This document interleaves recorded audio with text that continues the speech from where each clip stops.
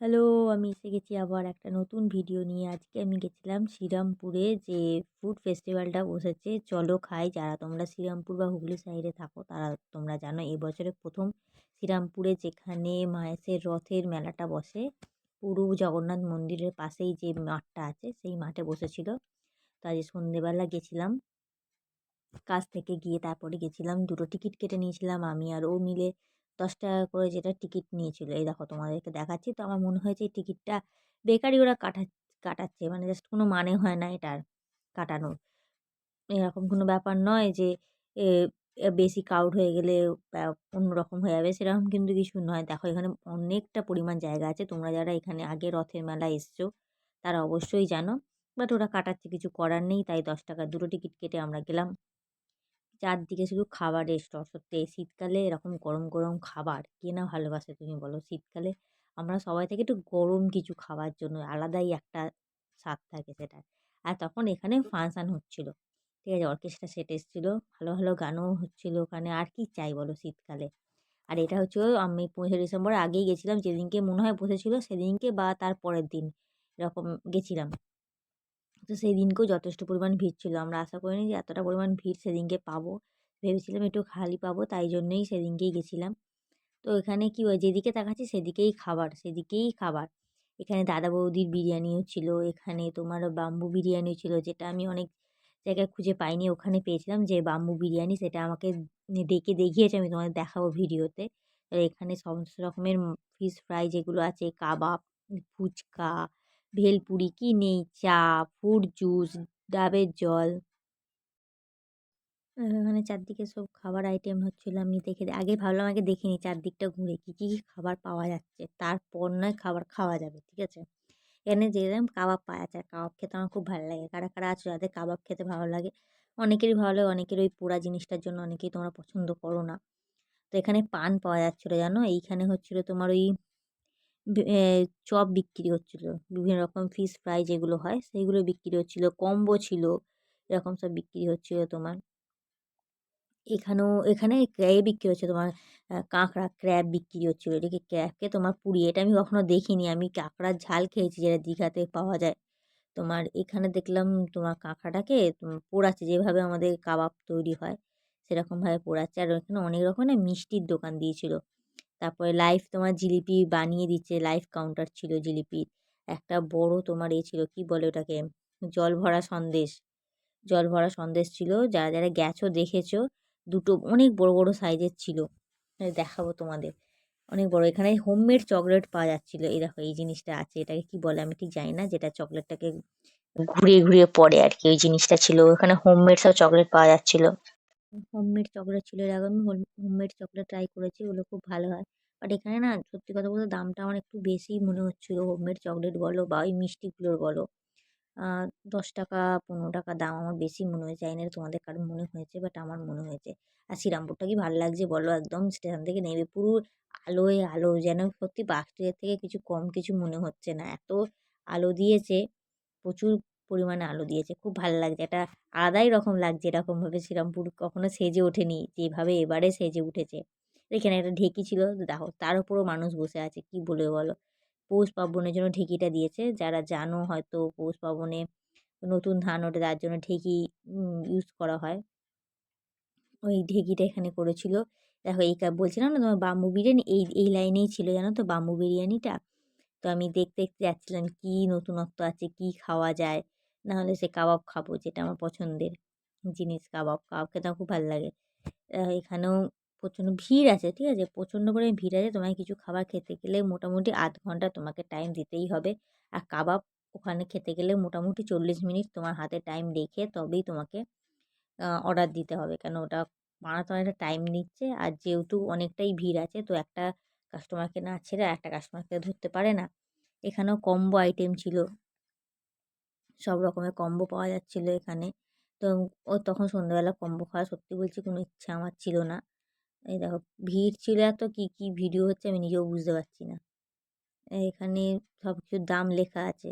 এটাই হলো সবকিছু লেখা আছে। বারবার জিজ্ঞাসা করছে হচ্ছে না এটা কত দাম, ওটা কত দাম বা সেটা কত দাম। তা কতখানি ভিড় আছে দেখেছো? মোটামুটি ভালোই ভিড় ছিল। ভালো মানে ভালো। যখন বেরিয়ে আসে তখন তো আরোই ভিড় হয়ে গেছিলো। যখন আমরা বেরোচ্ছিলাম তখন। এ দেখো এটা কি রোল বলে বেশ এই চিকেনটাকে এরকম কেটে, কেটে দেয়। শর্মা রোল না কি একটা এরকম রোল বলে। এটাও খেতে প্রচণ্ড ভালো হয়। পাতলা রুটির ওপরে এই জিনিসটাকে স্টাফিং করে দেয় আর প্রচণ্ড করে মেয়োনিজ থাকে এটার। আমি খেয়েছি ২-৩ বার।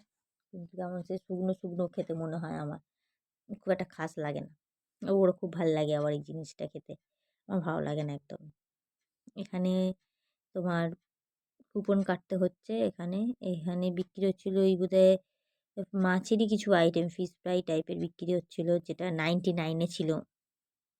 এই দোকানটা মোটামুটি ভিড় ছিল। এটা 99 এ সব কিছু পাওয়া যাচ্ছিল এই দোকানটাতে।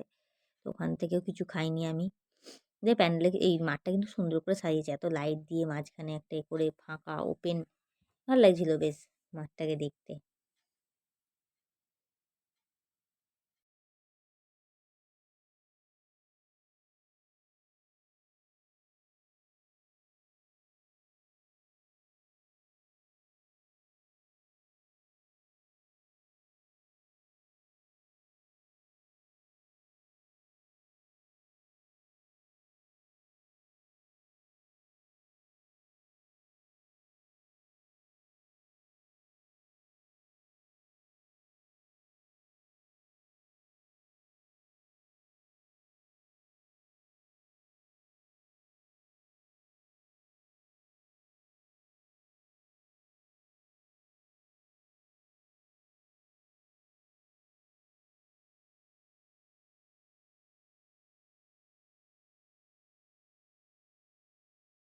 এখানে না বেগ রসগোল্লাও তোমার পাওয়া যাচ্ছিল। বেগ রসগোল্লাটা বেশ ভালো খেতে লাগে আমার।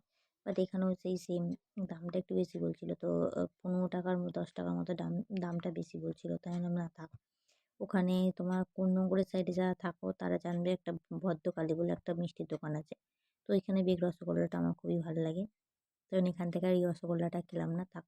বেগ রসগোল্লা পরে এই দেখো এই জল ভরা সন্দেশ যেটা বলছিলাম অনেকটা সাইজে বড় ছিল একটা একটু বড় একটা একটু ছোট। অনেকটাই বড় ছিল এই জল ভরা সন্দেশটা। এখানে কাবাব তৈরি হচ্ছে পুরো স্টল যেগুলো বসেছে সেখানে। এখান থেকে আমি ডিসাইড করবো কি খাবো। এখনও ডিসাইড করতে পারিনি আমি যে কী খাবো। গোটা মেলাটা ঘুরে নিয়েছি যেখানে যা পাওয়া যাচ্ছে না যাচ্ছে। এবার কিছু একটা ভাবতে হবে যে কী খাবো। বলছে ভাবো কী খাবে না তো বোধহয় মেলাই শেষ হয়ে গেল খাবেটা কী। তো লাস্টে আমি ভেবেছি না কাবাব দেখেছি আমি কাবাবই খাবো। তো ওই জন্য একটা ভালো দেখে কাবাব খুঁজছি। আর এখানে আমি তো ফাংশন দেখছি ওটার উপর ছেড়ে দিয়েছি কোথায় কি ভালো কাবাব পাওয়া যাচ্ছে সেটা ওই খুঁজে ওই বলবে। কেন আমি খেতে আছি যা দেবে তাই খেয়ে নেবো। তো ভালো খারাপ আমি বুঝি না। তবে হ্যাঁ যে কাবাবটা নিয়েছিলাম কাবাবটা না কাঁচা ছিল। তোমাদের দেখাবো আমি। তো দোকানদারটা আবার চেঞ্জ করে দিয়েছে। এখানে লাইভ কাবাব বানাচ্ছে দেখে দেখতে পাচ্ছ গরম গরম কাবাব এরকমই বানিয়ে দেয় আবার লাইভ কি ওই কাবাব বানিয়ে দেয়। তো এরকম খাইনি অন্যরকম খেতে চেয়েছিলাম। তো এইটা নিয়েছিলাম এখান থেকে। এটা কি বললো চিকেন কি বললো যাই হোক পুরো অনেকটাই বড় চিকেনের লেগ পিসটা ছিল অনেকটা। তো এটা নিয়েছিলাম। এখানে দেখলাম লবস্টার পাওয়া যাচ্ছে লবস্টার বড় বড় লবস্টারগুলো পাওয়া যাচ্ছে। আর এখানে না অক্টোপাস ছিল। তো আমি দোকানদারকে জিজ্ঞেস করছিলাম যে এই অক্টোপাসগুলো কেউ খেয়েছে। তো বললো হ্যাঁ সব বেরিয়ে গেছে 2 পিস বাকি আছে। তো আমরা খেতে খেতে দেখলাম আরও 1 প্লেট ওনারা এনে রেখেছেন ম্যারিনেট করা। তো দেখো আমার তো দেখেই কেমন হচ্ছিল ইস। তারপর দেখলাম ও আচ্ছা এই দোকানটা সি ফুডের জন্য বেশি বিখ্যাত। ওদের ইউনিফর্মে ছিল কাবাব অ্যান্ড সি ফুড। তো এখানে এগুলো থাকবেই। চিংড়ি মাছ ছিল আরও সব মাছ ছিল এখানে। চিকেন ছিল। এই চিকেনের যে ড্রামস্টিকগুলো সেগুলো কাবাব হচ্ছিলো। তো আমরা লাস্টে ওইটা অর্ডার করেছিলাম যেটা দেখালাম।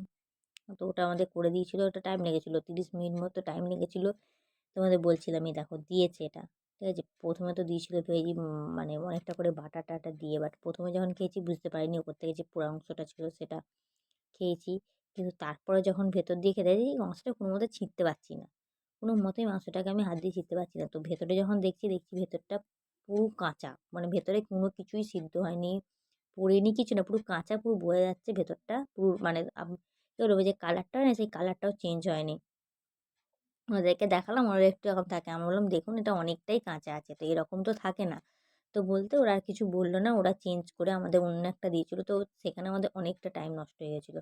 মোটামুটি ০.৫ ঘন্টা থেকে 35 মিনিট 40 মিনিটের মতো গেছিলো, কেন ওটাকে ওনারা ওই যে আঁচে দেখাচ্ছিলাম হচ্ছিলো ওই আঁচে পুরোটা ওরা 30 মিনিট ধরে পুরোটাকে করেছে, তারপরেও হয়নি।